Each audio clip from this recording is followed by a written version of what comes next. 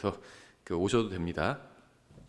예, 다른 광고는 없고요. 오늘 본문은 마태복음 22장 37절부터 39절입니다. 마태복음 22장 37절부터 39절입니다. 예, 오늘 저는 선포하는 말씀이 그리스도인들에게, 특히 이 현대에 살고 있는 그리스도인들, 또 구원받지 못한 보통 사람들에게도, 세상 사람들에게도 굉장히 의미 있는 중요한 말씀이라고 생각을 합니다. 마태복음 22장 37절부터 39절, 예, 제가 받들어 읽겠습니다. 마태복음 22장 37절, 예수님께서 그에게 이르시되 너는 내 마음을 다하고 혼을 다하고 생각을 다하여 주 내 하나님을 사랑하라. 이것이 첫째가는 큰 명령이요 둘째 명령은 그것과 같으니 곧 너는 내 이웃을 너 자신과 같이 사랑하라 이니라. 예, 그래서 하나님께서 하나님을 사랑하고 그 다음에 이웃을 사랑해라. 사랑하기 위해서는 생각해야 되거든요.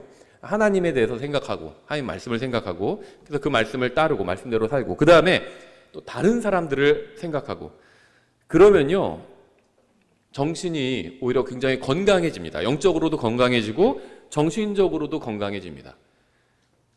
제가 정신의학에 대해서는 잘 모르지만 저도 들은 얘기가, 많은 현대 정신 질환이 오직 자기 자신에 대해서만 너무 골똘히 생각하는 데서 왔다고 그런 얘기를 하더라고요.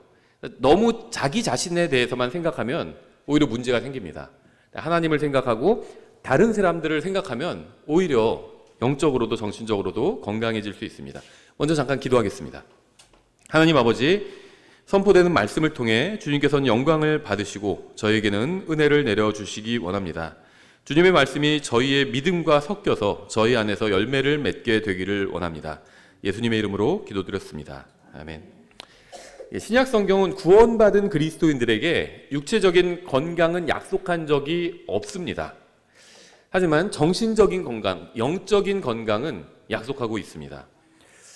근데 안타깝게도 많은 그리스도인들이 영적으로 건강하지 못한 채 살아가고 있어요. 구원받은 사람도 뭔가 정신적으로 또 영적으로 좀 삐뚤어진 채 살아가고 있습니다. 이 스피릿이란 말이 사실은 번역하기 좀 어려운데요. 일반적으로 우리가 성경에서는 영이라고 하죠. 그런데 이것이 이제 영적이다 이렇게 번역할 수도 있고, 또 세상에선 정신적이다 이런 식으로도 번역을 하죠. 두 가지 의미가 다 있는 것 같아요. 성경은 슬픈 마음, 또 근심하는 마음, 또 아주 완악한 마음, 또 사악한 마음, 또 삐뚤어진 마음, 또 때로는 연약한 마음, 또 두 마음, 이런 것들이 영적으로 병든 마음이다, 이렇게 말씀하고 있어요. 하나님께서는 우리가 무엇을 하기를 원하실까요? 주님께서 우리가 무엇을 하면서 정말 우리의 소중한 인생을 사용하기를 원하실까요? 성경에는 우리가 무엇을 하면 살아야 되는지에 대해서 자세하게 기록되어 있습니다. 주님께서는 성경을 통해서 우리가 무엇을 하기 원하시는지 밝혀 놓으셨는데요. 우리는 성경을 읽으면서 우리를 향한 주님의 명령을 보고, 또 내가 할 수 없는 것이다, 이건 좀 어렵다, 이렇게 생각할 때가 있지만 사실 그것은 잘못된 생각입니다. 하나님께서 성경에서, 특히 신약 성경에서 그리스도인들에게 무엇을 하라고 이렇게 말씀하셨다면 그것은 우리가 다 충분히 할 수 있는 것들이요, 내가 이거 할 수 있다고 하면 되는 것들입니다. 다시 본문으로 돌아가서 마태복음 22장 37절, 예수님께서 그에게 이르시되 넌 내 마음을 다하고 혼을 다하고 생각을 다하여 주 내 하나님을 사랑하라. 이것이 첫째가는 큰 명령이요. 예, 이 명령은 마가복음 12장 30절에서도 반복되고 누가복음 10장 27절에서도 반복하고 있습니다. 이 명령은 십계명의 요약이라고 볼 수 있죠. 모든 율법과 계명의 또 핵심이라고 볼 수 있습니다. 그래서 율법을 한마디로 딱 요약하면 마음을 다하고 혼을 다하고 생각을 다하여 하나님을 사랑하라, 그리고 내 이웃을 그렇게 사랑하라, 이것으로 요약할 수 있죠. 그래서 이 말씀에는 우리가 생각을 통제할 수 있다는 것이 또 포함되어 있어요. 이 말씀에 따르면 우리는 무엇을 전심으로 생각할지 스스로 결정할 수 있습니다. 생각을 다해서 하나님을 사랑하기 위해서 하나님을 생각해야 되잖아요.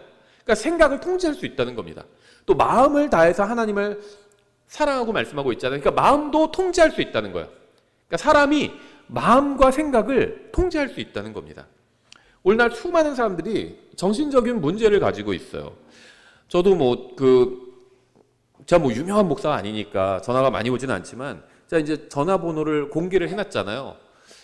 근데 이제 제가 공개해 놓은 이유는 이제 정말 어떻게 하면 구원받는지 궁금한데 이걸 좀 알고 싶다, 이런 사람을 위해서 공개해 놓은 것이거든요. 그래서 구원 상담을 위해서 공개해 놨는데, 구원 상담에 대한 전화보다 두 가지 다른 종류의 전화가 조금 더 자주 옵니다. 뭐 제가 전화를 많이 받는 건 아닌데 가끔씩 전화가 오는데, 가장 많이 오는 전화는 돈 좀 달라는 전화예요. 왜 저한테 전화하는지 모르겠어요.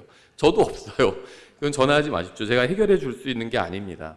그 두 번째가 뭔가 문제를 가지고 있어서 이걸 상담하기를 원한다는 겁니다. 이런 경우에는 제가 구원 상담을 위해서 전화번호를 공개했지만, 그래도 이왕 전화하셨으니까 한번 제가 들어보고 제가 얘기 드릴 게 있으면 얘기를 드리겠다, 이렇게 얘기를 합니다. 대부분. 그런데 정신적인 문제를 가지고 있는 경우가 의외로 많아요. 그래서 전 뭐 교회에서도 그렇고 전화로도 그렇고 정신적으로 심각한 문제가 있는 경우가 보이는 경우가 있잖아요. 우리 전문가가 아니라도 이 사람 문제, 예를 들면 의사가 아니라도 누가 심각하게 다치면 이 사람 다쳤다, 이렇게 판단할 수는 있잖아요. 근데 내가 고쳐줄 수가 없어요. 그런 경우에는 빨리 병원에 가보세요, 이렇게 얘기해 줄 수 있죠. 정신적으로도 마찬가지예요. 이게 얘기를 들어보면 아주 심각한 문제가 있는 경우가 있어요. 근데 이게 영적인 문제가 아닌 경우들이 있습니다. 영적인 문제는 목사가 도와줄 수 있는데, 영적인 문제가 아니라 이게 정신질환에 관한 문제는 목사가 도와줄 수 없습니다. 저는 개인적으로 잘못 조언을 했다가 더 심해지는 경우도 있다고 생각을 합니다. 그래서 정말 진지하게 정신과 상담을 한번 받아보셔라, 이렇게 제가 그렇게 얘기를 드릴 수밖에 없는 경우도 너무 많아요. 그런데 대부분 문제를 가지고 있는 분들이 자기의, 처음에 말씀드린 것처럼 자기에 대한 생각으로 가득 차 있습니다. 그래서 다른 사람에 대해서, 다른 사람이 나를 어떻게 생각하는지 여기에 정말 돌아버릴 정도로 집착하시는 분들이 있어요. 사실은 다른 사람들은, 제가 인생 50년 살면서 깨달은 진리는 다른 사람들은 나에게 별 관심이 없다는 거거든요. 저는 이게 사실이라고 생각을 합니다. 머리를 깎고 오잖아요. 지금 뭐 머리 사실 깎는 거 그렇게 크게 신경 쓰지 않지만, 예전에는 머리를 좀 젊었을 때, 청년 때 머리를 깎으면 좀 신경이 쓰이잖아요. 머리가 예쁘게 잘 깎였는지. 근데 거울을 보면 양쪽이 좀 길이가 이게 다른 것 같아, 구렛나루가. 근데 내가 말하기 전에는 아무도 몰라요. 아무도 내 구렛나루 길이가 이게 균형을 이뤘는지 다른지 아무도 신경 안 쓰고 상관도 안 합니다. 그게 현실이에요. 자기는 거울 보면서 계속 그게 거슬려요. 근데 아무도 신경 안 써요. 저 그게 현실이라고 생각합니다. 그러니까 어느 정도 그냥 괜찮으면 그냥 괜찮은 거예요. 크게 신경 쓰지 않아도 된다는 겁니다. 머리 모양이. 그냥 평범하면 되는 겁니다. 자기 자신에 대해서 너무 지나치게 많이 생각하면 그러면은 문제가 생긴다는 겁니다. 정신적으로도 문제가 생기고요. 영적으로도 문제가 생깁니다. 많은 사람들이 정신적인 문제를 가지고 있는데요. 세상적인 것이나 마귀적인 것이나 허무한 것을 생각하고 사랑하기로 결정했기 때문에 그런 문제가 생긴 겁니다. 사람들이 사랑하고 생각하기로 선택한 것이 사람들의 정신을 병들게 하고 있어요. 사람들은 정신적으로 병들어 있는데 그것은 순전히 의도적으로 그렇게 결정했기 때문에 그렇게 된 것입니다. 우리는 우리가 마음과 생각으로 원하는 것을 눈으로 보죠. 눈으로 하나님의 말씀을 볼지 세상적인 것을 볼지는 전적으로 우리가 결정한다는 겁니다. 듣는 것도 마찬가지죠. 우리는 우리가 원하는 것을 듣습니다. 하나님의 말씀을 들을지 세상적인 것을 들을지는 우리가 결정을 합니다. 하나님을 사랑하고 하나님과 교제를 나눌지 세상을 사랑하고 죄를 섬길지는 전적으로 우리 자신의 결정에 달려 있습니다. 우리의 마음을 말씀으로 깨끗하게 씻을지 죄로 더럽힐지도 또 다른 사람이 아닌 우리 자신이 결정한다는 겁니다. 하나님께서는 우리가 생각을 다해서 하나님을 사랑하기를 원하십니다. 그래서 우리가 은혜 안에서 자라나서 더욱 주님을 사랑하게 되기를 원하십니다. 우리가 주님을 사랑할수록 더욱 주님을 생각하게 되죠. 아기가 태어나면 아빠들이 막 퇴근을 빨리 하잖아요. 다른 친구들이랑 뭐 식사하거나 뭐 술 마시거나 세상 사람들도 그렇게 안 하고 집에 빨리 가고 싶어요. 왜 그럴까요? 빨리 가서 지금 태어난 그 아기를 보고 싶어서죠. 아기를 사랑하면 아기를 더 생각하게 됩니다. 하루 종일 생각해요. 우리 애기 잘 있을까 하고 생각합니다. 그렇죠? 생각하면 또 사랑하게 되고 주님께서 말씀을 통해서 우리에게 무엇인가를 명령하셨고 우리는 그 명령에 따라서 순종하며 살 수 있습니다. 그러니까 구약 성경의 대부분은 이스라엘 백성에게 하시는 말씀이고 신약 성경, 특히 서신서의 대부분은 구원받은 그리스도인에게 하시는 말씀입니다. 그래서 신약 성경 서신서에 기록된 대부분의 것들은 우리가 그 말씀대로, 그 명령하신 대로 살 수 있다는 겁니다. 불가능한 명령이 없다는 거예요. 주님께서 우리에게 간음하지 말라고 명령하셨다면 우리는 간음하지 않을 수 있죠. 또 주님께서 우리에게 도둑질하지 말라고 명령하셨다면 우리는 도둑질하지 않을 수 있습니다. 불가능한 명령이 아니에요. 살인하지 말라고 명령하셨죠. 우리 살인하지 않을 수 있습니다. 그러니까 성경에 나온 명령들은 불가능한 명령이 아니라는 겁니다. 뭐 높은 건물에서 뛰어내려라 이런 명령은 하신 적이 없어요. 주님께서는 우리에게 생각을 다해서 주님을 사랑하라고 명령하셨습니다.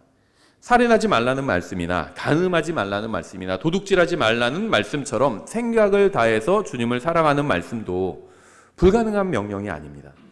우리는 주님께서 명령하신 대로 생각을 다해서 주님을 사랑할 수 있습니다. 주님께서는 우리가 능히 할 수 있는 것을 말씀하셨고 또 주님의 명령 중에 첫째 가는 것은 생각과 마음을 다해서 주님을 사랑하라는 것이었습니다. 우리는 누구나 이 말씀에 순종해서 마음과 생각을 다해서 주님을 사랑할 수 있어요.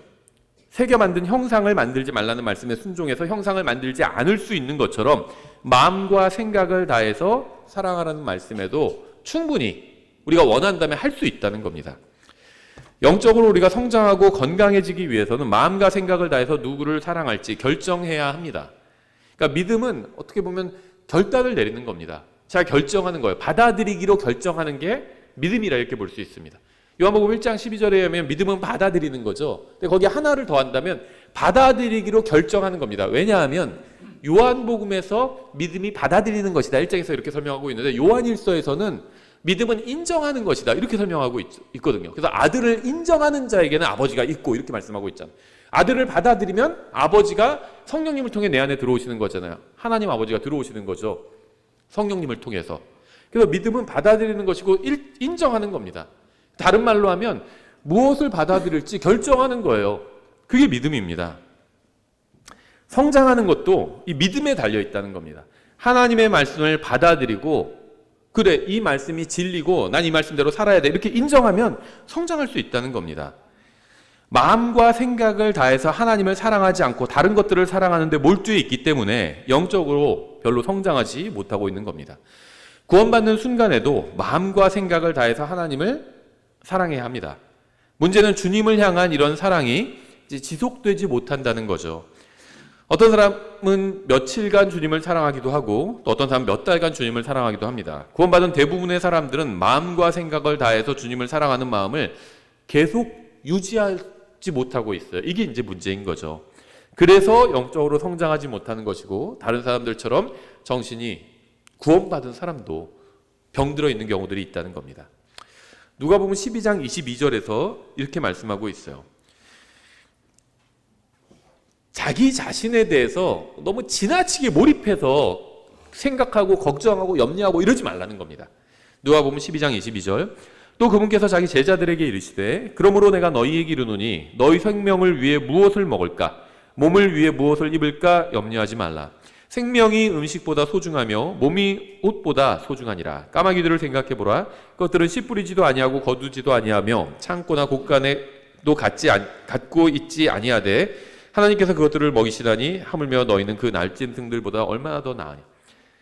예수님께서는 사람이 짐승보다 훨씬 더 낫다고 말씀하셨습니다. 짐승과 사람은 같지 않아요. 사람이 훨씬 더 낫습니다. 하나님께서 그렇게 사람을 훨씬 더 짐승보다 나은 존재로 대우해 주고 계시죠. 25절 또 너희 중에 누가 염려함으로 자기 키에 1규빗을 더할 수 있겠느냐. 그런즉 너희가 가장 작은 그 일도 능히 행하지 못하거든 어찌하여 나머지 일들을 염려하느냐. 백합들이 어떻게 자라는지 깊이 생각해보라. 그것들은 수고도 아니하고 길쌈도 아니하느니라. 그러나 내가 너희에게 이르노니 자기의 모든 영광 중에 있던 솔로몬도 이것들 중 하나와 같이 차려입지 못하였느니라. 그런즉 오늘 들에 있다가 내일 아궁이에 던져질 풀도 하나님께서 이렇게 입히시거든. 오 너희 믿음이 적은 자들아 하물며 너희는 얼마나 더 잘 입히시겠느냐. 너희는 무엇을 먹을까 무엇을 마실까 구하지 말며 의심하는 마음도 갖지 말라. 이 모든 것은 세상 민족들이 구하나니 너희 아버지께서는 이것들이 너희에게 필요한 줄 아시느니라. 먹고 마시는 게 필요 없다는 게 아닙니다. 하나님께서도 우리가 먹고 마셔야 된다는 걸 아신다는 거예요. 필요로 한다는 걸 아신다는 겁니다. 근데 이런 것들을 구하고 이런 것들에만 온 생각을 집중하지 말라는 겁니다. 이 말씀은 하나님을 아버지로 모시는 모든 사람들에게 하시는 말씀이에요. 29절에서 의심하는 마음도 갖지 말라는 명령이 있죠. 저는 성경에 기록된 모든 말씀이 진리라고 믿습니다. 하나님은 모든 약속을 지키실 것이고 성경의 예언은 모두 다 성취될 겁니다. 여러분은 성경을 읽어야 합니다. 하지만 읽는 것으로 만족하지 말고 읽은 말씀을 믿어야 합니다. 여러분에게 필요한 것은 성경을 인용할 수 있는 능력이 아니라 성경을 믿는 믿음이에요. 저는 아이들에게 성경을 가르칠 수는 있지만 성경을 억지로 믿게 할 수는 없죠. 여러분도 마찬가지예요. 전 여러분에게 성경을 가르치지만 억지로 믿게 할 수는 없습니다. 우리는 구원받지 못한 사람들에게 복음을 전할 수는 있지만 억지로 믿게 만들 수는 없습니다. 여러분은 매 순간 모든 상황에서 하나님의 말씀을 믿을지 아니면 믿지 않을지 스스로 결정해야 합니다. 그 결정을 도와주는 거죠. 우리가 아이들을 양육하는 것도 바른 결정을 하도록 도와주는 겁니다. 그래서 엄마 아빠가 없을 때도 나중에 성인이 돼서 혼자 살 때도 바른 결정을 할 수 있도록 돕는 일을 하는 겁니다. 그게 부모가 하는 일이죠. 그리고 우리가 복음을 전할 때도 똑같은 거죠. 억지로 믿게 할 수는 없어요. 다만 그 사람이 복음을 받아들이도록 그런 바른 결정을 하도록 돕는 일을 하는 겁니다. 그렇죠? 이사야서 26장 3절은 이렇게 말씀하고 있죠. 굉장히 유명한 구절이죠. 주께서는 생각을 주께 고정시킨 자를 완전한 평강으로 지키시리니 이는 그가 주를 신뢰하기 때문이니이다. 많은 사람이 생각으로 방황을 합니다. 생각이 딱 고정되어 있어야 되는데 방황해요. 그래서 생각으로 여기저기 이곳저곳을 돌아다닙니다. 요즘은 특히 그러기 되게 더 좋은 시대예요. 인터넷 통해서 뭐 세계 곳곳을 다 돌아다니잖아요. 아마존 밀림도 가요. 유튜버들 중에 이제 경쟁이 치열하니까 뭐 아주 특이한데 더 막 오지 막 이런 데 찾아가는 사람들도 있거든요. 방구석에 앉아가지고 편안하게 아마존 그 오지를 탐험할 수가 있는 시대가 되었어요. 그렇죠? 그러니까 마음과 생각으로 전 세계 정말 다 돌아다닐 수 있는 그런 시대가 되었습니다. 그러니까 삶은 더 편안해졌지만 신앙생활을 하기에는 전 더 어려운 시대가 되었다고 생각합니다. 더 잘 사는 나라에 사는 사람일수록. 그렇죠? 못 사는 나라에 사는 사람이면 먹고 살기도 힘들어요. 다른 생각할 시간이 없습니다.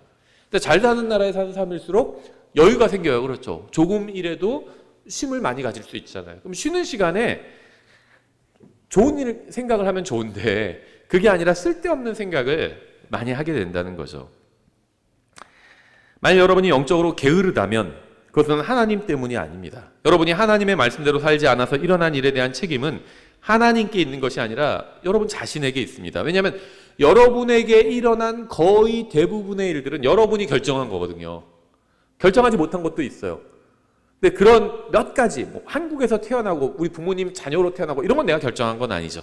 그런 몇 가지를 제외하고는 대부분은 다 내가 결정한 겁니다. 특히 성인이 되고 나서 일어난 일들 대부분 다 내가 결정한 거예요. 그렇죠? 근데 신앙이 사실 그렇다는 겁니다. 인생과 똑같아요. 다 내가 결정해야 하는 겁니다. 여러분의 마음과 생각이 방황하는 이유는 여러분이 마음과 생각을 주님께 고정시키지 않았기 때문입니다. 여러분의 마음과 생각이 가서는 안 될 곳에 가 있다면 다시 주님 앞으로 돌아와야 합니다. 그 일에 대한 책임은 전적으로 여러분에게 있기 때문이에요. 주님께서는 여러분을 대신해서 여러분의 마음과 생각을 가져오지 않으실 겁니다. 하나님께서는 우리가 술을 마시는 걸 원하지 않으시죠. 근데 내가 술집에 가는 것을 막지는 않으신다는 겁니다. 술집에 가려고 하니까 막 차가 고장나고 가려고 하니까 막 다리에 막 쥐가 나고 이런 일은 일어나지 않는다는 거예요. 근데 그런 물리적인 어떤 그 행위에 대한 그 반대만 일어나지 않는 것이 아니라 정신적이고 영적인 것도 마찬가지라는 겁니다. 내가 술집에 가려고 하는 걸 하나님께서 원하시지 않으시지만 막지 않으시는 것처럼 내가 잘못된 생각을 하고 잘못된 마음을 품는 것도 막지 않으신다는 겁니다. 다만 그런 마음을 품지 말라고만 말씀하실 뿐이에요. 선택권은 우리에게 있다는 겁니다. 여러분, 하나님의 말씀을 읽기는 하지만 이게 잘 믿어지지 않는 분이 계신가요? 그럼 어떻게 해야 될까요? 의심하는 마음을 책망해야 합니다. 자기 마음을 스스로 책망해야 돼요. 단련해야 합니다. 어떻게 책망하냐? 아이들 책망하듯이 책망하면 됩니다. 아이들 어떻게 책망하는지 아시죠? 키워보신 분들 다 아실 겁니다. 잘못된 행위 쓰레기 버리자 하고 쓰레기 버리지 마 이렇게 얘기하거든요. 뭐 다른 얘기 할 거 없어요. 쓰레기를 그냥 딱 버리고 가요. 집에서도. 그러면 쓰레기 주워서 쓰레기통에 갖다 버려. 이게 책망하고 가르쳐 주는 거죠. 그렇게 하면 됩니다. 내 마음이 잘못된 걸 생각할 때 그런 생각하지 마. 이게 스스로 책망해야 합니다. 하나님의 말씀을 의심할지 믿을지는 전적으로 여러분의 결정에 달려 있어요. 의심을 무시하고 말씀을 믿음으로 붙드십시오. 여러분이 하나님의 말씀을 믿지 않고 말씀대로 살지 않는 이유는 말씀이 아닌 다른 것에 여러분의 마음과 생각이 사로잡혀 있기 때문입니다. 저는 건전한 생각을 갖기 원합니다. 영적으로 병들고 싶지 않아요. 저는 말씀을 의심하고 싶지 않습니다. 제가 말씀을 의심하는 순간 저의 정신은 병들기 때문입니다. 말씀을 의심하는 것은 언제나 육신이에요. 육신. 그러니까 내가 어떤 게 성령님을 따르는 것이고 내 안에 있는 두 사람 중에 어떤 사람이 육신인지 구분하는 건 어렵지 않습니다. 말씀을 의심하는 사람, 말씀대로 하지 않으려고 하는 사람이 육신입니다. 말씀을 의심하는 생각이 들 때마다 그 생각을 몰아내야 합니다. 하나님의 말씀을 의심할 때마다 정신이 병들게 되고 혼란스럽게 됩니다. 하나님의 말씀이 믿어지지 않고 의심이 들 때 어떻게 해야 하는지 아세요? 말씀을 믿지 않는 자신을 책망해야 합니다. 그리고 말씀을 믿지 않는 죄를 회개해야 합니다. 그리고 말씀을 믿고 그대로 실천하면 되는 겁니다. 베드로전서 1장 13절에 이렇게 말씀하고 있어요. 그러므로 너희 마음의 허리를 동이고 정신을 차려 예수 그리스도께서 나타나실 때에 너희에게 가져오실 그 은혜로 인해 끝까지 소망을 가질지어다. 성경, 특히 신약 성경에서는요, 이 그리스도인의 어떤 정신 상태에 대해서 굉장히 많은 말씀을 하고 있습니다. 허리를 동인다는 것은 혹시 펄럭여서 일하는 것을 방해하지 않도록 붙들어낸다는 거죠. 그래서 군인들 다 허리를 동여 매잖아요. 그렇죠? 그래야지 행동을, 절제된 행동을 실수하지 않고 잘 할 수가 있죠. 마음의 허리를 동이라는 것은 마음이 이리저리 흔들리지 않게 하라는 겁니다. 마음을 잡아서 예수 그리스도 앞에 꼭 붙들어 매라는 거예요. 우리가 어디 중요한 데 갈 때 옷을 깔끔하게 입고 그 다음에 옷매무새를 이렇게 점검하잖아요. 어디 면접 갈 때 들어가기 전에 딱 한번 다시 점검하고 딱 들어가죠. 그렇게 하라는 겁니다. 자주 그렇게 해야 돼요. 적어도 하루에 한 3번 정도, 아침, 점심, 저녁. 얼마나 좋아요. 딱 체크하기.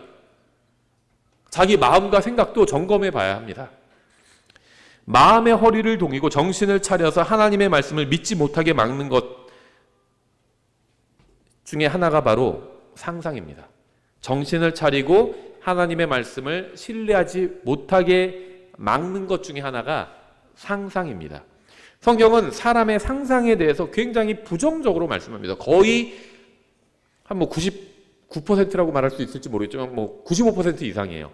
사람이 상상하는 것에 대해서는 부정적으로 말씀합니다. 주님께서는 우리가 무엇인가 상상하는 것을 원하지 않으십니다. 그러니까 좋은 것도 있겠지만 대부분은 그렇다는 겁니다. 왜 그러냐면 이 인간관계를 망치는 주범 중에 하나가 바로 상상이에요. 자, 아까 말씀드린 것처럼 다른 사람은 나에 대해서 그렇게 엄청나게 심각하게 생각하지 않아요. 물론 나와 아주 특별한 이해관계 있는 사람 중에 나와 다투는 사람이거나 소송 중인 사람이거나 그 사람은 나를 싫어하고 나에 대해서 생각하겠지만 그 외에 그냥 대부분의 사람들은 내 주위에 있는 사람들이 나를 그렇게 심각하게 많이 생각하지 않는다는 겁니다. 근데 이제 자기가 거기에 대해서 다른 사람이 나에 대해서 심각하게 생각하는 것처럼 상상하면서 많은 문제가 일어납니다. 그 형제가 왜 그럴까? 그 자매가 왜 그럴까? 거기 더 넘어가서 나는 그 자매가 왜 그러는지 알아. 그 형제가 나를 왜 그런 눈빛으로 쳐다보는지 알아. 상상하는 겁니다. 몰라요. 그 형제가 왜 그런 눈빛으로 쳐다봤는지 사실 모릅니다. 그걸 어떻게 알아요? 모릅니다.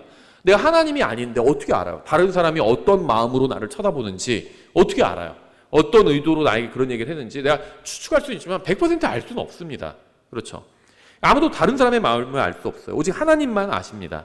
그러니까 자신의 추측으로 다른 사람의 마음을 함부로 판단하는 것. 이게 이제 상상의 하나의 영역이죠. 이런 걸 해서는 안 된다는 겁니다. 우리 마음은 우리 자신과 하나님만이 아십니다.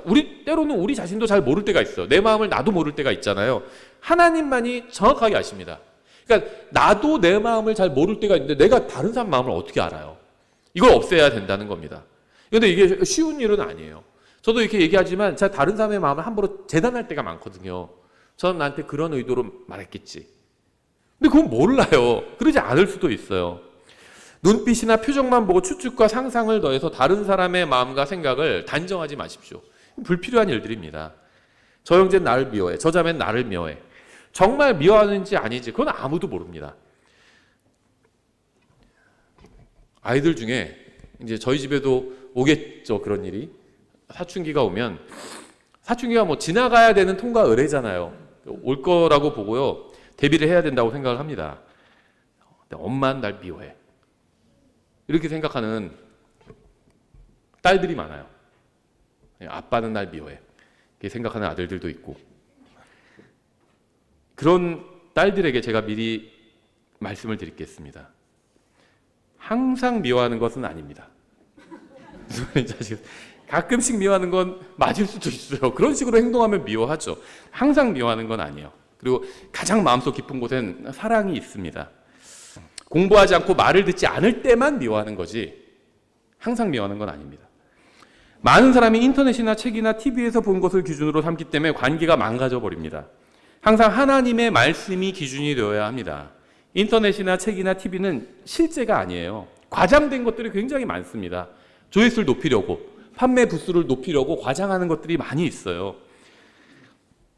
오직 진리만 기록된 것은 하나님의 말씀인 성경밖에 없습니다. 따라서 인터넷이나 책이나 TV에서 본 것을 기준으로 다른 사람을 판단하지 마시기 바랍니다. 오직 하나님의 말씀인 성경만 모든 판단의 기준이 되어야 합니다. 에베소서 4장 22절 이렇게 말씀하고 있죠. 이전 행실에 관하여는 너희가 속이는 것으로 가득한 욕심들에 따라 부패한 옛사람을 벗어버릴 것을 가르침을 받았으니 너희의 생각의 영 속에서 새롭게 되라. 또 너희가 하나님을 따라 의와 참된 거룩함으로 창조된 새 사람을 입을 것을 가르침을 받았으니. 제가 자주 하는 얘기 중에 마음이 그리스도인들의 영적 전쟁터라고 말씀을 드렸죠. 새 사람과 옛 사람이 마음에서 싸우는데요. 그리스도인의 또 다른 전선, 영적 전선이 바로 이 생각입니다. 새롭게 된 새 사람도 이 생각을 점령할 수 있고요. 옛 사람도 생각을 점령할 수 있어요. 그래서 그리스도인에게 있어서 두 가지 전쟁터가 있습니다. 바로 마음과 생각입니다. 마치 육지와 바다, 또 하늘 이렇게 전쟁터가 여러 군데가 있잖아요. 그것처럼 그리스도인에게도 두 가지 전쟁터가 있어요. 큰 전쟁터. 자기 마음과 자기 생각입니다. 다른 사람의 마음과 다른 사람의 생각이 아니에요. 내 마음과 내 생각입니다. 여러분이 구원받았다면 여러분에게는 이런 일이 일어난 겁니다. 여러분은 복음을 들었죠. 하지만 죄를 그만두고 싶은 마음이 없어서 복음을 받아들이지 않는 사람들도 있죠. 요한복음 16장에 의하면 성령님께서는 죄에 대해서 알게 해주십니다. 사람이 자신이 죄인이라는 사실을 인정하는 것은 모두 성령님의 역사입니다. 구원받은 사람은 마음속에서 일하시는 성령님의 역사를 받아들이는 사람이에요. 그러니까 성령님께서는 구원받지 않은 사람의 마음에서도 일하십니다. 역사하신다는 거예요. 어떤 역사를 하시냐? 죄에 대해서 책망하는 일을 하십니다. 저 사람이 지금 성경 구절을 보면서 네가 죄인이라고 하는데 맞아, 너는 하나님 앞에서 죄인이야. 이런 마음을 성령님께서 주신다는 겁니다. 그래서 내가 복음을 듣거나 설교를 듣거나 성경을 읽거나 아니면은 뭐 전도지를 읽거나 전도 책자를 읽는데 내 마음속에 나는 하나님 앞에서 죄인이다. 그런 것 같아. 이런 생각이 든다면 그건 성령님께서 지금 내 마음속에서 일하고 계신 거예요. 그걸 거부하지 말고 받아들여야 합니다. 그러면 이제 성령님께서 계속 도와주십니다. 성령님께서 일하시는 것, 마음속에서 일하시는 걸 받아들이면 계속 도와주십니다. 근데 거부하면 도와주실 수가 없어요. 성령님은 굉장히 젠틀, 신사적인 분이시거든요. 그래서 싫다고 거부하는 사람에게 억지로 뭘 하시는 분이 아닙니다. 그렇죠? 예를 들면 제가 회를 좋아하는데 누가 회 좋아하신다고 하니까 제가 이거 드릴게요 하면서 제 입에 막 회를 막 쳐놓으면 그거는 저를 도와주는 게 아니죠. 아무리 제가 무엇인가를 좋아해도 그걸 억지로 막 저에게 먹이면은 그건 저를 부드럽게 신사적으로 대하는 것이 아니죠. 성령께서 그러십니다. 구원받고 죄 용서받는 게 좋은 거죠. 근데 그걸 억지로 주시는 분은 아니에요. 다만 그 사람 마음속에서 설득하는 일을 해주십니다. 근데 그걸 거부하잖아요. 그럼 성령님께서 일하는 걸 멈추십니다. 그래서 내가 아직 예수님을 믿어본 적도 없고 그리스도인이 된 적도 없지만 내가 하나님의 말씀을 뭐 여러 가지 방법을 통해서, 수단은 중요하지 않아요. 어떤 수단이든 하나님의 말씀을 듣는데 그 말씀을 들을 때 내 마음에서 내가 하나님 앞에서 죄인이라는 그 말이 사실인 것 같아. 그럴 때 그 말을 붙들어야 된다는 겁니다. 근데 문제는 이제 구원받은 이후에 육신이 다시 튀어나와서 죄에게 가려고 한다는 거죠. 구원받을 때는 내가 그래 하나님 앞에서 죄인이 하고 죄를 버리고 이제 하나님 앞으로 나왔습니다. 하나님, 전 죄인입니다. 저를 구원해 주십시오. 예수님께서 십자가 위에서 저의 모든 죄값을 갚아주셨음을 믿습니다. 이러면서 하나님 앞에 나왔습니다. 근데 이제 문제는 그렇게 죄를 버리고 주님 앞에 나와서 구원을 받았는데 구원받은 이후에 시간이 지나면서 다시 육신이 사라진 게 아니잖아요. 육신이 다시 슬슬 죄를 찾기 시작한다는 겁니다. 그러면서 내 마음에 제안을 해요, 육신이. 예전에 짓던 그 죄가 그립지 않아? 그때 좋았잖아. 그렇게 제안을 한다는 겁니다. 아니, 그렇지 않아. 다시는 내가 죄 짓지 않을 거야. 그래도 아니야. 조금만 더 들어봐. 너는 그 죄가 그리울 거야. 그 죄가 얼마나 재미있었는지 생각해봐. 이렇게 제안을 한다는 겁니다. 이럴 때 구원받은 사람들이 어떻게 해야 되는지 아세요? 생각의 영 속에서 새롭게 되어야 합니다. 구원은 받았지만 주님을 떠나고 교회를 떠난 사람들은 새로운 죄를 지으러 떠나는 겁니다. 그들은 예전에 짓던 죄를 지으러 떠나는 거예요. 주님을 떠나는 모든 사람은 다시 예전의 죄로 돌아갑니다. 술 마시던 사람 다시 술로 돌아가고요. 음행하던 사람 다시 음행으로 돌아가고요. 돈을 쫓던 사람 다시 돈을 쫓으러 갑니다. 구원받은 사람이 주님과 교회를 떠나면 새로운 죄가 아닌 옛 죄로 돌아갑니다. 여러분의 육신은 여러분이 구원받기 이전으로 돌아가고 싶어 합니다. 육신은 구원받기 이전에 즐기던 죄를 다시 즐기고 싶어 합니다. 여러분이 언제 다시 구원받기 전에 죄를 짓게 되는지 아세요? 그 죄를 생각할 때부터입니다. 그때부터 이제 시작되는 거예요. 내가 주님의 뜻대로 잘 살다가 갑자기 불현듯 옛날에 죄 짓고 살던 추억이 떠올 때가 있잖아요. 이제 그때부터 시작되는 겁니다. 이전에 즐기던 죄를 생각하지 않으면 다시 그 죄에 빠지지 않게 됩니다. 하지만 마음과 생각이 이전에 짓던 죄에게로 향하면 이제 그 죄에게 빠지는 것은 시간 문제일 뿐입니다. 실제로 이전에 즐기던 죄를 짓기 전에 이미 마음과 생각이 먼저 그 죄에 빠지게 됩니다. 그래서 주님께서는 우리에게 우리의 생각을 하나님의 말씀에 따라 새롭게 하라고 명령하신 겁니다. 마음을 항상 갱신해야 된다는 거예요. 계속 새로운 상태로 계속 마음을 청소해야 된다는 겁니다. 여러분이 구원받을 때를 한번 생각해 보십시오. 아무도 구원받으라고 구원하지 않았어요. 여러분은 자신의 마음과 생각으로 구원을 받아들였습니다. 교회 나온 것도 마찬가지죠. 아무도 뭐 강제로 끌고 나온 게 아니죠. 정말 교회에 오기 싫었다면 오지 않았을 겁니다. 뭐 못 이기는 척 따라갔을 수는 있겠지만 정말 내가 싫으면 따라가지 않죠. 교회에 나와야겠다는 생각을 가지고 나온 겁니다. 어느 정도 동의했기 때문에. 그렇죠. 100% 그런 마음은 아니었을지라도 그냥 어느 정도 뭐 반반이라도 야 교회 가자 하니까 그래 뭐 갈 수도 있지 뭐 하고 따라 나왔다는 겁니다. 정말 싫으면 가지 않아요. 그렇죠. 누가 지금 뭐 원래 북한에 우리가 들어가자 한다고 해서 가지 않잖아요. 가기 싫으니 거기 가면 어떻게 될지 아니까는 가고 싶지 않죠. 그게 가지 않습니다. 여러분은 성경을 읽어야겠다는 마음과 생각을 가지고 또 성경을 읽었을 겁니다. 뭐 누가 억지로 읽게 한 거 아니죠. 여러분은 예수님을 믿고 성경을 읽고 교회에 나왔습니다. 이 모든 것은 하나님께서 원하시는 일이죠. 여러분 이렇게 하나님께서 원하시는 일을 한 적이 있습니다. 예수님을 받아들이고 성경도 읽었고 교회에 나오고 다 하나님께서 원하시는 일이에요. 그걸 여러분은 한 적이 있습니다. 근데 성경에는 이것 말고도 하나님께서 원하시는 일들이 더 있습니다. 여러분이 이미 하나님께서 원하시는 일을 행한 것처럼 앞으로도 하나님께서 원하시는 일을 행할 수 있습니다. 여러분이 예전의 죄로 돌아가는 것은 마귀 때문이 아니에요. 여러분의 마음이 원하기 때문입니다. 마귀는 그냥 유혹할 뿐이에요. 마귀가 무슨 죄를 짓도록 강요하지 않습니다.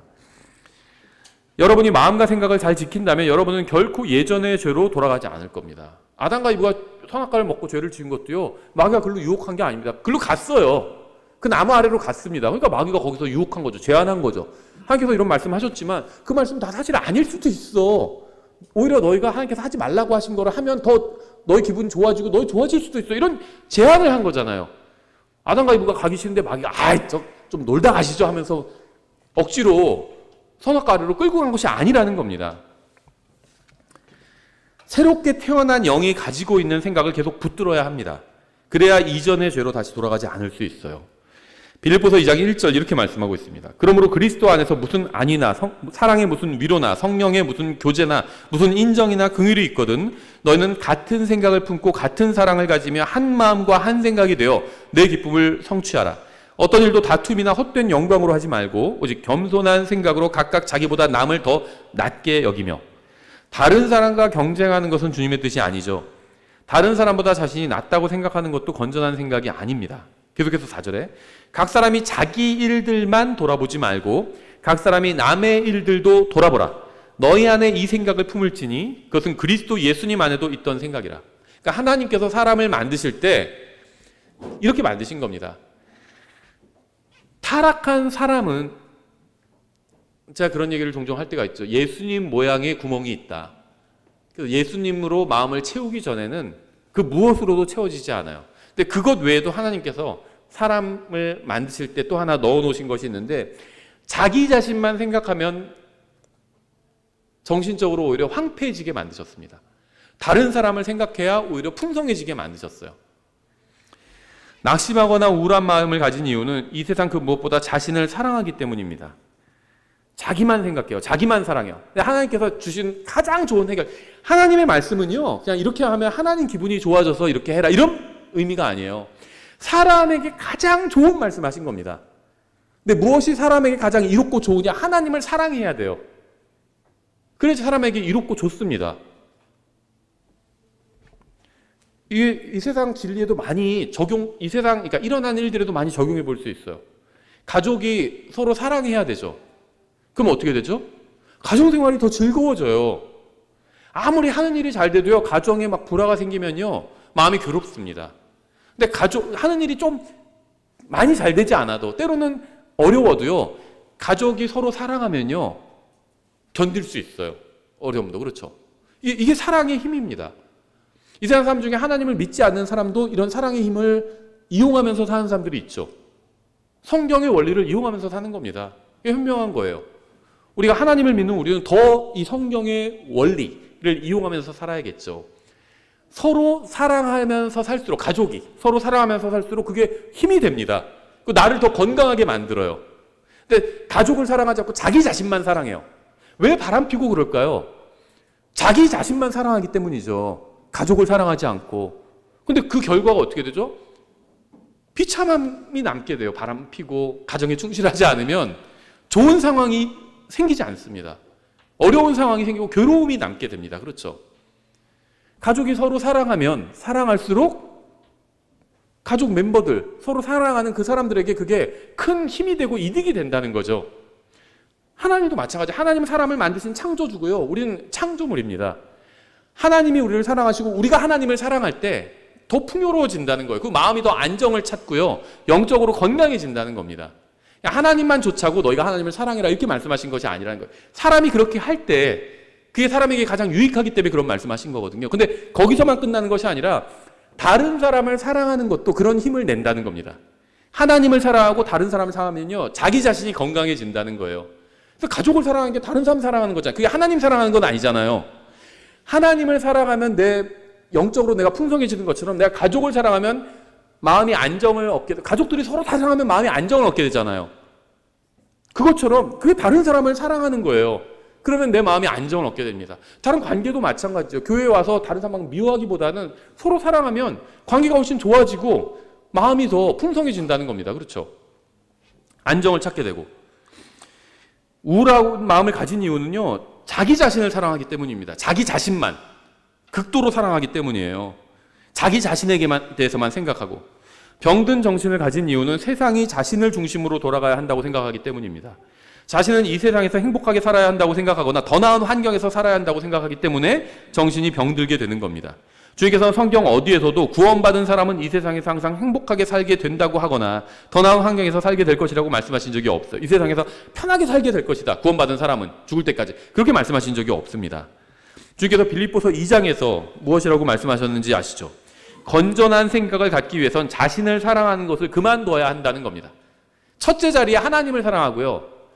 그게 이제 인간에게, 창조물인 인간에게 마음의 평안과 안정을 줍니다. 그리고 둘째는 다른 사람을 사랑해야 돼요. 그게 이제, 왜냐하면 다른 사람과 함께 살아야 되잖아요. 이 세상에서도 그 새하늘에서도 새 예루살렘에서도 다른 사람과 함께 살아야 됩니다.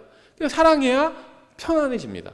우리 가정에서 실험해 보면 알아요. 가족 구성원들을 사랑하면요, 가정이 즐겁고 편안해집니다.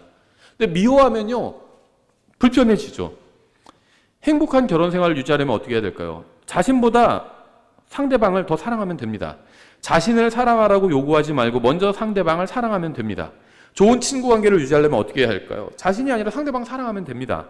행복한 교회 생활을 하려면 어떻게 해야 될까요? 다른 사람을 나보다 낮게 여기고요, 다른 사람을 사랑하면 됩니다. 누가 교회를 떠나는지 아세요? 자기가 다른 사람보다 훨씬 더 낫다고 생각하면 교회를 떠납니다. 그렇죠? 이 교회 보니까 내가 제일 아까워. 그래서 떠나는 거예요. 왜 사람이 헤어지고 이혼할까? 자기가 상대방보다 더 낫다고 생각하는 겁니다. 저런 사람이랑 살기에 내 인생이 아깝다. 그래서 이혼하는 거죠. 그러니까 누군가 떠나는 이유는요, 자기가 제일 훌륭하다고 생각하기 때문이에요. 그래서 떠나는 거죠. 100% 다 그런 건 아니지만 많은 경우에 그렇다는 겁니다. 다른 사람이 자신에게 잘 대해줄 것을 기대하지 마십시오. 성경 어디에서도 다른 사람이 여러분에게 잘 대해줄 것이라는 말씀은 없습니다. 교회 오면 다른 사람이 여러분에게 잘 대해줄 것이라는 생각은 사실이 아닌 여러분의 상상에서 나오는 허상일 뿐이에요. 이런 생각 많이 하죠. 가면 다 친절하게 대해주고. 근데 그렇지 않을 수도 있다는 겁니다. 결혼을 하면 상대방이 잘 대해줄 것이라고 생각하는 것도요, 사실이 아닌 상상에 근거한 거예요. 이거 잘 아셔야 됩니다. 결혼하면 갑자기 상대방이 나에게 잘 대해줄 것이다. 그건 팩트가 아니에요. 그냥 혼자 상상하는 거지. 다른 사람을 여러분보다 낮게 여기십시오. 주님의 말씀에 따라 교회에 있는 모든 형제 자매들이 여러분보다 나은 사람이라고 생각하십시오. 그러니까 내가 사랑받기 위해서 결혼하지 말고 사랑하기 위해서 결혼하세요. 아이를 낳는 것도 마찬가지예요. 내가 사랑받으려고 아이 낳지 마시고 사랑하기 위해서 낳으십시오. 그럼 실패하지 않아요. 사랑받기 위해서 아이를 낳고요, 그러면 아이한테 나중에 원망하죠. 넌 그것뿐이 부모를 사랑하지 못하니? 상처받는 겁니다. 또 사랑받기 위해서 결혼하면요, 당신 날 그것뿐이 사랑 못해. 그러면 실망하는 거죠. 실패합니다. 사랑받기 위해서가 아니라 사랑하기 위해서 사랑하십시오. 결혼을 하시라는 겁니다. 이 세상은 다른 사람이 아닌 자신을 가장 사랑해야 한다고 가르칩니다. 이 세상의 가르침에 충실한 세상 사람들은 정신이 병들어 있어요. 주님을 가장 사랑하고 다른 사람을 다음으로 사랑해야 합니다. 그것이 나의 영적 건강, 정신적인 건강에 유익합니다. 자신을 가장 사랑하면 정신이 병들어 버려요. 영적으로 성장하지 못하고 있다는 생각이 드시나요? 마음이 괴로운 구석이 있으신가요? 자신을 사랑하는 것을 멈추십시오. 다른 사람이 나에게 좀 함부로 말했다. 괜찮아요. 그게 뭐 어때서요? 다른 사람이 함부로 나에게 좀 말했거나 흘기는 눈으로 날 쳐다보거나 그게 뭐 어때서요? 괜찮습니다. 나는 예수님의 십자가 대속이 아니었다면 지옥에서 영원히 죄값을 치러야 하는 죄인이었잖아요. 근데 누군가 나에게 대해서 험담 좀 하고 함부로 말한 게 그게 뭐가 대수겠어요? 주님을 사랑하고 다른 사람을 사랑하기 시작해 보십시오. 영적인 질병이 낫게 됩니다. 이것이 바로 예수님께서 주신 영적 건강을 위한 처방이에요. 우리는 어떤 생각을 가져야 할까요? 예수님 안에 있던 생각을 가져야 합니다. 예수님 안에는 어떤 생각이 있었을까요? 예수님 안에는 다른 사람을 자신보다 낮게 여기는 생각이 있었습니다. 다른 사람을 위해서 자신의 생명을 포기하는 마음이 있었어요. 하나님의 말씀에 순종하고 말씀대로 살려는 마음이 있었습니다. 다른 사람들을 위해서 자신을 십자가 위에서 희생하려는 마음이 있었습니다. 이게 데살로니가 후서 2장 1절에 이렇게 되어 있는데요. 형제들아, 우리 주 예수 그리스도의 오심과 우리가 그분께로 함께 모이는 것으로 말미암아 이제 우리가 너희에게 간청하노니 너희는 영으로나 말로나 혹은 우리에게서 왔다는 편지로나 그리스도의 날이 가까이 이르렀다 해서 쉽게 마음이 흔들리거나 불안해하지 말라. 아무도 어떤 방법으로도 너희를 속이지 못하게 하라. 먼저 떨어져 나가는 일이 일어나고 저 죄의 사람 곧 멸망의 아들이 드러나지 아니하면 그 날이 이르지 아니하리라. 구원받은 사람들의 마음이 흔들렸는데 그 이유는 주님의 재림에 관한 바른 교리를 모르고 있었기 때문이었죠. 잘못된 교리는 마음을 흔들어 놓을 수 있습니다. 특히 휴거와 재림에 관해서 잘못된 교리는 더 그렇죠. 따라서 우리는 바른 교리를 공부해야 합니다. 앞으로 인류는 대환란이라는 전무후무한 고통의 때를 맞이하게 됩니다. 저는 구원받았기 때문에 대환란을 통과하지 않고 환란이 시작되기 바로 전에 들림받아 올라가 주님과 영원히 함께 살게 될 것입니다. 따라서 저는 무슨 일이 일어나건 누가 무슨 말을 하건 흔들리지 않아요. 이 세상에서 어떤 일이 일어나도 누가 저에게 무슨 말을 해도 제가 주님과 함께 영원히 새로운 삶에서 살게 된다는 그 사실은 변하지 않습니다. 여러분이 구원받았다면 여러분에게도 이건 팩트인 거죠. 오늘날 주님의 재림에 관한 엉터리 같은 예언들이 판치고 있죠. 우리가 엉터리 같은 예언이나 뉴스가 아닌 하나님의 말씀을 붙든다면 우리 마음은 결코 흔들리지 않을 겁니다. 히브리서 12장 1절 이렇게 말씀하고 있어요. 그러므로 증인들이 이렇게 큰 구름을 이루며 또한 우리를 둘러싸고 있으니 모든 무거운 것과 너무 쉽게 우리를 얽어매는 죄를 우리가 떨쳐버리고 인내로 우리 앞에 놓인 경주를 달리며. 여러분은 영혼을 위한 경주를 하기 위해 모든 무거운 죄를 떨쳐버리셨나요? 2절, 우리의 믿음의 창시자요 또 완성자이신 예수님을 바라보자. 그분께서는 자기 앞에 놓인 기쁨으로 인해 십자가를 견디사 그 수치를 멸시하시더니 이제 하나님의 왕자 오른편에 앉으셨느니라. 죄인들이 자기를 대적하여 이처럼 거역한 것을 견뎌내신 분을 깊이 생각할지니 이것은 너희가 너희 생각 속에서 지치고 기진하지 아니하게 하려 함이라. 육신의 몸이 지치고 기진하게 되는 것처럼 생각도 지치고 기진하게 될 수 있죠. 우리는 십자가를 견디다 하나님의 오른편에 앉아 계신 예수님을 깊이 생각해야 합니다. 그래야 생각 속에서 지치지 않고 기진하지 않게 됩니다. 저는 마음과 생각이 지친 사람들을 많이 봤습니다. 저도 그럴 때가 있었고요. 구원받은 사람 중에도 그런 사람들 굉장히 많죠. 혹시 여러분 중에도 마음과 생각이 지치고 기진한 분이 계신가요? 그런 분이 있다면 제가 묻고 싶어요. 혹시 여러분의 마음과 생각을 무겁게 하는 죄를 떨쳐버리셨나요? 믿음의 창조자의 완성자이신 예수님을 바라보고 계신가요? 예수님을 바라보고 있는데도 마음과 생각이 무겁고 지치시나요? 예수님의 십자가를 한번 마음으로 바라보십시오. 우리가 실제 눈으로는 바라볼 수 없죠. 마음속에서 갈보리 동산 언덕을 그려보고 그 위에 세 개의 십자가가 있고 그 가운데 십자가에 예수님이 달려 계십니다. 그걸 마음속으로 그려보고 바라볼 수 있죠. 근데 그래도 지치시나요? 혹시 이 세상과 자신을 바라보고 있는 건 아닌가요? 죄를 버리고 시선을 예수님께로 고정시키지 않는 한 지치고 기진한 생각과 마음은 결코 회복되지 못할 겁니다. 로마서 12장 1절 이렇게 말씀하고 있죠. 그러므로 형제들아 내가 하나님의 긍휼을 힘입어 너희에게 간청하노니 너희는 너희 몸을 거룩하고 하나님께서 받으실 만한 살아있는 희생물로 드리라. 그것이 너희의 합당한 섬김이니라. 너희는 이 세상에 동화되지 말고 오직 너희 생각을 새롭게 함으로 변화를 받아 하나님의 그 선하시고 받으실 만하며 완전하신 뜻이 무엇인지 입증하도록 하라. 성령님께서는 날마다 저의 속사람을 새롭게 해주십니다. 하나님께서는 저의 혼을 구원해 주셨습니다. 그리고 성령님께서는 날마다 저의 혼을 새롭게 해주십니다. 여러분의 마음과 생각은 날마다 새롭게 될 수 있습니다. 마음과 생각을 새롭게 하는 것은 집안을 청소하는 것 같아요. 우리가 집안이 더러워지면 청소하잖아요.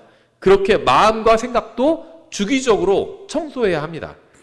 쓰레기 같은 것을 내보내야 됩니다. 사람이 살고 있는 집은 항상 어질러지게 되죠. 사람이 있으면 항상 어질러집니다. 깨끗할 수는 없어요. 우리의 마음과 생각도 마찬가지입니다. 우리가 이 세상에 사는 동안은 항상 마음과 생각이 어질러집니다. 우리는 하나님의 말씀을 가지고 매일 마음과 생각을 청소해서 깨끗한 상태를 유지해야 합니다.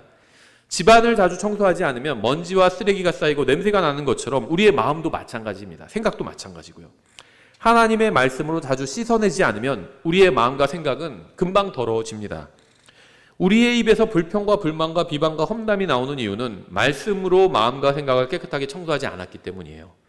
우리는 이 세상에 살면서 온갖 쓰레기를 가지고 마음과 생각을 채웁니다. 기도도 하지 않고 성경도 읽지 않고 회개도 하지 않는다면 마음은 더러운 상태 그대로 있게 됩니다. 요즘은 쓰레기통이 길거리에 잘 없잖아요. 그래서 뭐를 먹고 쓰레기가 생기면 일단 접어서 주머니에 넣거나 그러죠. 근데 계속 주머니에 두지는 않습니다. 가다가 쓰레기통을 보면 비워냅니다. 그렇죠.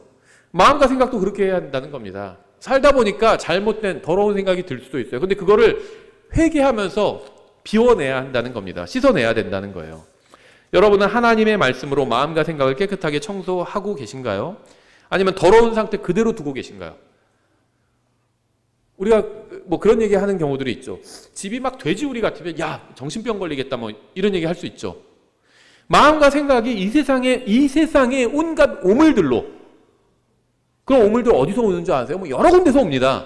친구한테서 올 수도 있고 세상에서 그냥 살다 보면 얻을 수도 있고 인터넷 유튜브 보면 올 수도 있어요. 유튜버들이 내뱉는 오물들을 막 좋다고 다 받아서 쟁여놓고 그러면요 영적인 정신병에 걸리는 겁니다.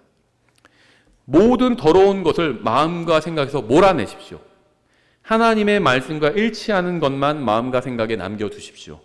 그러면 여러분은 더 이상 낙심하거나 지치거나 기진하지 않고 영적으로 건강해질 겁니다. 이 세상의 욕심과 정욕과 더러운 것들로 마음과 생각을 채우지 말고 하나님의 말씀으로 채우십시오. 마음과 생각을 계속 말씀으로 채우다 보면 언젠가 영적으로 성장해 있게 됩니다. 여러분의 육체의 건강보다 마음과 생각의 건강이 훨씬 더 중요합니다. 손에 더러운 것이 묻으면 비누로 깨끗하게 씻는 것처럼 이 세상의 더러운 모든 것들을 말씀으로 씻어내십시오. 그러면 건전한 정신을 소유하게 될 것입니다. 기도하겠습니다. 하나님 아버지, 저희를 구원해 주시고 저희와 함께 해주셔서 감사합니다.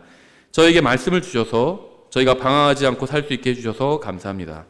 이 설교를 들은 모든 사람이 주님의 말씀을 믿고 붙들고 살아갈 수 있게 도와주시기 원합니다. 주님의 말씀이 저희의 마음과 생각에 풍성하게 거해서 저의 인생이 성령님의 열매로 넘쳐나기를 원합니다.